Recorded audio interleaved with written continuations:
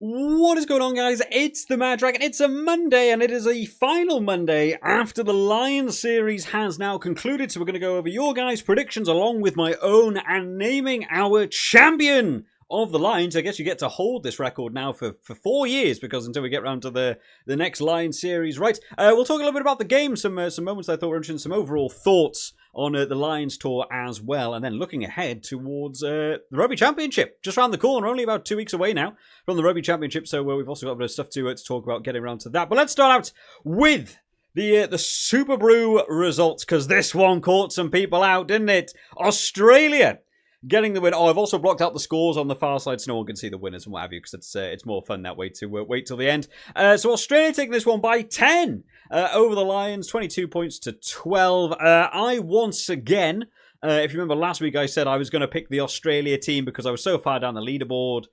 You know, maybe an upset happens from the favourites losing going into that one, and hey, I get to win big points, right? I was very close last week while thinking, I don't think Australia are going to win. This week, I had more confidence in them, and I was like, you know what, I'm still going to go Australia. I still don't think they'll win, but I think it'll be a tight game, and if there was going to be a game they win, it will be this one, because I think they'll be really annoyed about last week, and I think they'll bounce back. I'll play it safe. Let's do Australia by 5, go for the low points, try and get that half bonus point or something along the way. But lo and behold, that put me just in range to be able to get it, because Australia by 10, I'm within the 5, so I'm able to take some good points from this one, and there's a lot of red.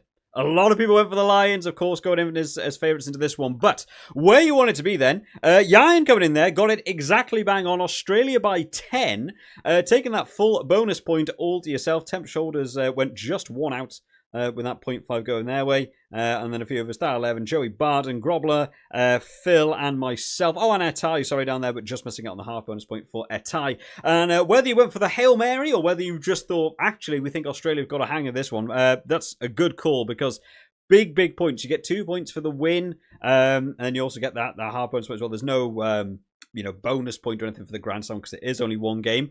The rounds, of course, then, is exactly those scores. It is us lot at the top, or 0.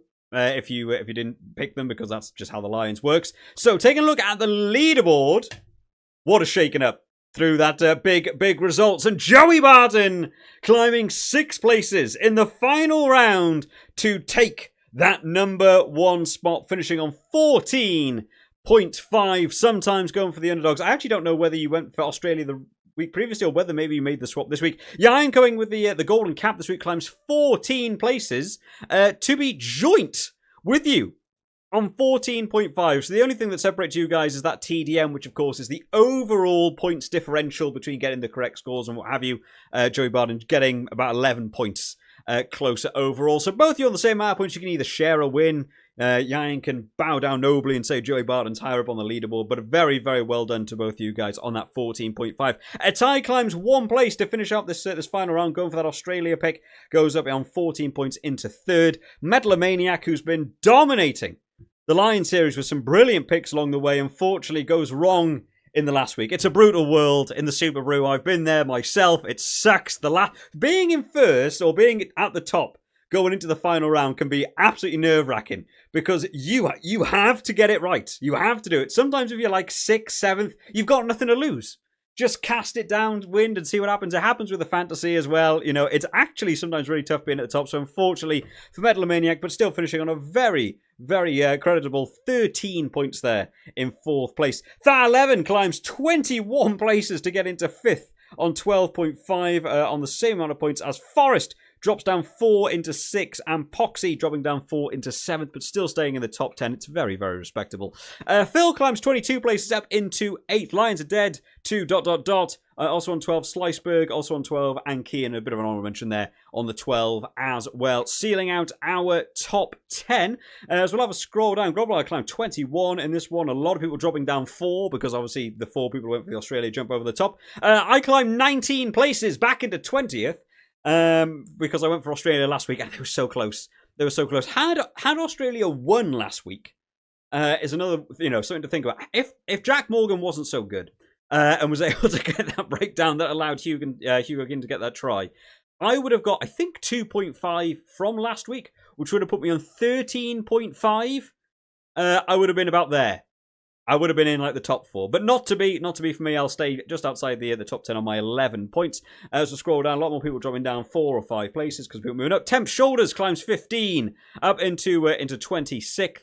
Jazzology there with your wooden spoon as we scroll down to some people who may not have played through the entire tournament. Things going wrong, didn't fancy it, and he's about Tully and Octomicro will climb 1 because Logan drops down 3. I don't even know what's gone on there, why that's happened in such a way that you've dropped down further. But there we are. Congratulations then. First of all to Jan for getting the golden cap this week and moving up into 2nd place with a big leap. But a big call there for Joey Barton, climbing those 6 places to get into the 1st place. You guys both get on the 14.5. It's great. Let me just have a quick look, actually, at the last round. So Joey Barton and Jan, did either of you guys go for Australia the week previously?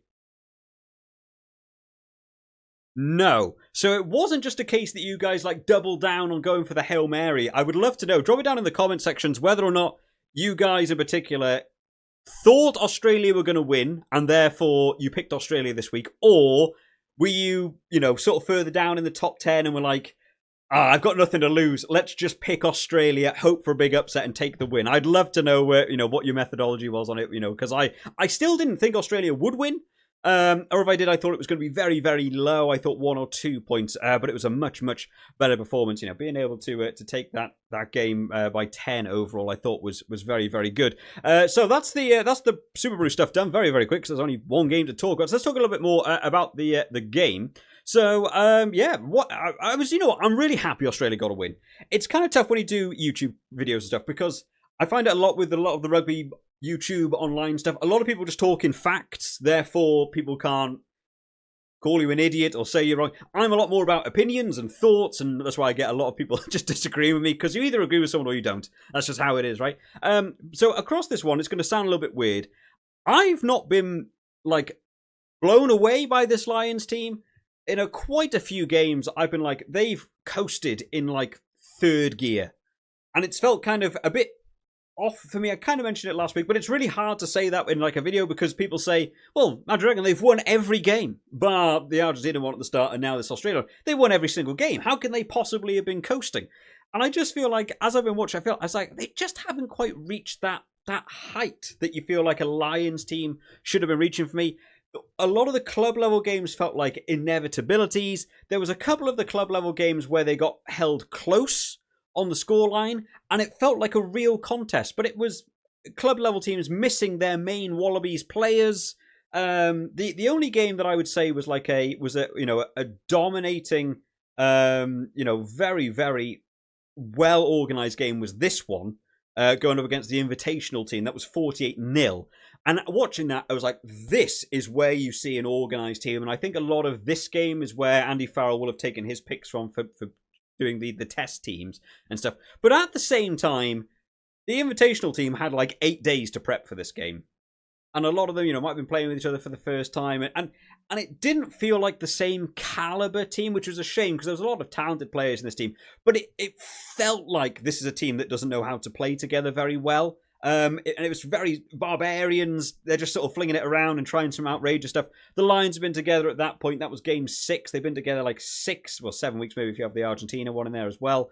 6, 7 weeks, nearly 2 months of training, planning, changing positions, teams. People have worked together from nations previously. Like, they look like a much better organized team, but they should be, right? And across these tests, even the actual test games, that game in the end ended by 8 points as a win, and I thought the Lions were much better in that game. It always felt inevitable they were going to score tries and stuff. The Australia team lost to Fiji, they beat Fiji, right? God, I'm getting confused now. They beat Fiji in July, but probably shouldn't have. Probably, really. Fiji had a very good game in that one. And they had to really sort of bounce back from that, and they still felt dysfunctional in this game. The Lions didn't feel like they really pushed it that hard. I felt that could have been a much, much bigger scoreline. Test 2, Australia winning that game, 75 minutes, and then Hugo Guinan scores at the end, and they're able to take that game. And if Tom Lynagh does better at the kicking, gets over some more scores, they take that, maybe they get a couple more penalties on it. That might be 35 points to Australia, 35-29, they win that game, and then they go on to play a very, very good game. I thought this was absolutely the best test for me from Australia. Everything felt like a bit more organised, and being able to get there. And this Lions team again felt like they're really not getting there. They're really not starting the engine. They've already won the series. There's a lot of like excuses you can add to it. They've already won. They don't need to try. They're all elite sports athletes. You know, they all want to win mentality. They don't really. I doubt any of those guys went out and go, meh. If we win, we win. You know, and there was a thunderstorm. It dislodged the game. All that good stuff, right? Lots of excuses to talk about. But I think that Australia deserved to win that game. Probably, I would say, arguably deserved to win that game too. And then this game, the first one, I would say the Lions deserved to win it, but they sort of began to throw it away a bit, didn't they? And that Australia team was coming back in, and it's just a Lions team that to me hasn't quite got to the big boy heights. And one of the big questions I saw sort of floating around on the internet after this one was, if the Lions were touring a different nation, if they were touring New Zealand, or if they were touring South Africa, how would they have held up? I think they would have lost every game. I just think it's an Australia team that isn't as good as where we know Australia have been in the history of rugby, right? This Australian team isn't quite there. And this Lions team has sort of just been able to do enough to sort of get through it. And it hasn't blown me away. So I'm glad that Australia were able to take a win, so it didn't become this clean sweep of a Lions team that to me didn't necessarily feel like it had felt it. And the story kind of feels like it should be better than it ends up feeling. You know, the Lions, they lost their first game versus Argentina. It was derailed from the start, but they fought back and they got some good wins against hard club level teams. And then they took the first test against the Australia team. They were going to lose the second one, but grasped it at the end. And they, you know, it felt like the story was kind of building to be this quite triumphant Lions series. I haven't quite got that feeling. Even though, you know, from watching the one against South Africa 4 years, I felt more into that test, you know, and even some of the interviews and stuff I've seen from some of the Lions players after the game and stuff, even then I've been like, it all feels a bit flat. It all feels a bit meh, whatever. But, you know, I think it's positive for Australian rugby to have got one win over the Lions. And, you know, there's plenty of people that are, you know, heard about that second test not going their way as well. But, you know, I think that'll be a good boost for a lot of these Australian players. Yeah, for the Lions, it's been an okay tour, but there's a lot of talented players in this Lions team that I don't feel have reached the height. And then I think there's other talented players who probably did get to a certain height, but didn't even get a shot, you know, like, I know, back row was competitive. Josh van der Fleer not getting into any of the teams. Scott Cummins was great across, like, the warm-up games. Nowhere in there. I'd like to have seen that. I think there would have been some other options. Some other talking points then. Let's start out with this one. This was one that I saw this one as it was going on in the game and thought they've got away a bit lucky here. I didn't know what had quite gone on. This was the Dan Sheehan clear out on Lynagh. Of which my honest opinion on this one was it looks quite a lot like a tucked shoulder directly into the head, sent him off for a HIA, and he never came back. And I'm very surprised. You know, you want to say like it wasn't looked at. I'm sure it was looked at, you know, during the intermission, the halftime, and the storm stoppage and what have you. I'm sure TMOs and stuff did look at that, and the referee must have taken a look at it. They had plenty of time to sit down, look at it, and maybe judge whether that should have been yellow, red. I don't know, maybe even. But they came back. It wasn't even a penalty, I don't think, given for that. But I think that could have been one that they might have got away with there, because I felt really bad for Tom Lynagh. He took a big shot there.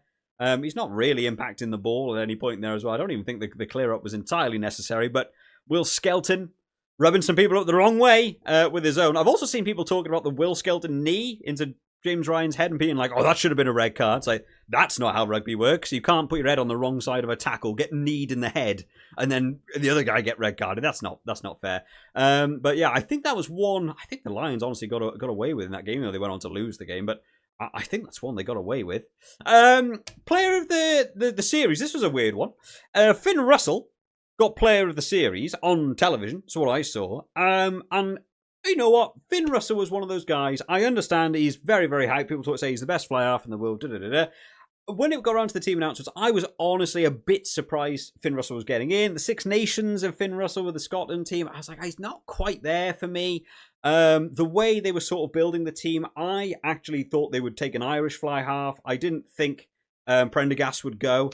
I did wonder whether they would take Crowley, just for being able to not be a first choice by any means, but would sort of be like a third floaty choice, or maybe even Frawley for the ability to do the 10, 12, I think you can do 15 as well, but like the coverage fly up. I thought they might, and because they got so many Irish players, and I was quite surprised that I wasn't surprised.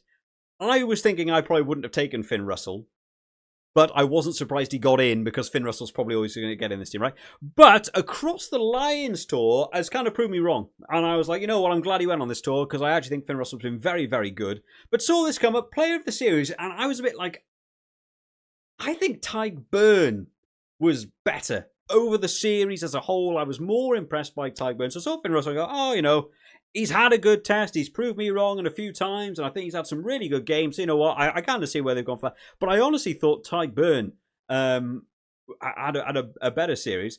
And then I found out Tyke Byrne's been awarded Player of the Series, which is a bit weird. So Sky do their own version of Player of the Series, even though it says here in the picture Howden Player of the Series, which is the sponsor, of course, on the shirt. There was then another Player of the Series, which was Tyke Byrne, which I think is like a vote, which is like people voting. I don't really know how it works, but I'm glad the boys got some acknowledgement because I think he's put in an absolute shift. There's a couple of games where maybe handling was a bit of an issue for Tyke Byrne. Always sort of is in his game for some reason. He just has games where he just can't seem to hold on to the ball. It does happen, but work rate around the park is really good. He's a great player to be able to do that lock back row coverage, and he gets over for tries. I just think he's an absolute workhorse. I think he's been brilliant over this Lions series, so I'm glad he's got a bit of acknowledgement for this, along with Finn Russell, of course. A bit more, you know, sort of showstopper. You know, he's the highlight reel guy. You know, he's always doing these, you know, wild things. So I'm glad he got there. So they were the two Player of the Series, but I'm glad that Tyke Byrne. Do drop in the comment section who would have got yours. Who do you pick out the two of them who had a better series overall? Or maybe someone else entirely who you would have gone for. And then that is the Lions concluded. They win 2-1. You know, across it, the Lions is done. Like I personally, for me, I much preferred the South Africa tour that was 4 years ago. From just a viewer standpoint, as someone who enjoys watching rugby, I think it was slightly better doing the South Africa tour. But you know what, still enjoyable to watch a few of these games. And then we'll move on now, because coming around the corner, the Rugby Championship, which is all important for a couple of reasons. For you guys who do the Superbru, we're going to be doing a Predictor. We're going to be doing a Fantasy League. I love the Fantasy League on the Superbru. So I'm going to be sorting that out over the next week. So keep your eye out on the channel. I might do a video on it. I might just do a post in the community tab. But more importantly, for some of the teams, you know, Australia, straight back into it. They're back into it with the big games now, with going on to the Rugby Championship. Very, very tough start for them. Back-to-back games versus South Africa at home. Rough. That's a rough one for them to be able to deal with. And I think certain players have stuck their hand up of being able to be involved with the team. Tom Liner's kicking has been an issue. I believe my understanding is from club level, Tom Liner's kicking is very good. But across the three tests, his kicking hasn't really been on point. It's going to be absolutely necessary to take on a South Africa team. Right? You're going to have a kicker. If you can keep it within a close scoreline against South Africa, already good. You need the points, otherwise you're just sort of doomed. So I think you're going to need to work on the kicking. Maybe have another option if Ben Donaldson's getting in there as well. Nick White's retiring now, because I think Nick White can also take over the kicking as well. So a bit of a question about what they're going to do there. But I think a couple of people, the lock department, especially for Australia, were dangerous over these three tests. It's nice to be able to see. Taliala Tupou added some good weight into the scrum in this game. I'm hoping Angus Bell gets a bit more game time from Australia. Dylan Peach stepping up as well this game. I was quite surprised he was left out of the team because Harry Potter took that left wing, and I was like, Dylan Peach is someone I think to keep an eye on for that dangerous backs. But South Africa, monsters of the game that they are. I think Australia could be in for a rough couple of games to start out with. And then on the other side of it, Argentina versus New Zealand. Argentina beating the Lions. You think, man, they can take anyone on, and then they go, back-to-back losses against England at home.